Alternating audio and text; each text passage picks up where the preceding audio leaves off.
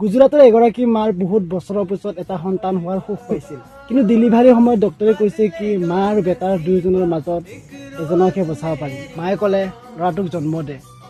ডক্টৰে কৈছে ভালকৈ ভাবি চোৱা, এই ল'ৰাজনক জন্ম দিয়াৰ পিছত আপোনাক বচাবলৈ অসম্ভৱ হ'ব, আপোনাক বচাব নোৱাৰিম। মায়ে আকৌ ক'লে একো প্ৰব্লেম নাই, ল'ৰাটোক জন্ম দে। জন্ম দিয়াৰ পিছত 10 মিনিটমান চুই চালে, মৰম কৰিলে, তাৰপিছত এই পৃথিৱীখনৰ পৰা নোহোৱা হৈ যায়। তাত থকা যিমান ডক্টৰ আছিল চবে আচৰিত হৈ যায়। আৰু এই কাহিনীটো যিমানে শুনিছে কৈছে কি মাক এনেই ভগৱান বুলি কোৱা নহয়। ভাবি চোৱা, এনেকুৱা এটা ডিচাইড লৈছে, নিজৰ জীৱন ত্যাগ কৰি জন্ম হ'বলগীয়া সন্তানটোক জীৱন দি যায়।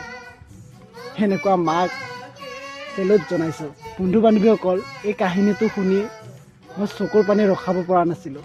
আপুনি আপোনাৰ মাৰ বাবে ভিডিঅ'টো এটা শ্বেয়াৰ কৰি দিয়ক আৰু কমেণ্টত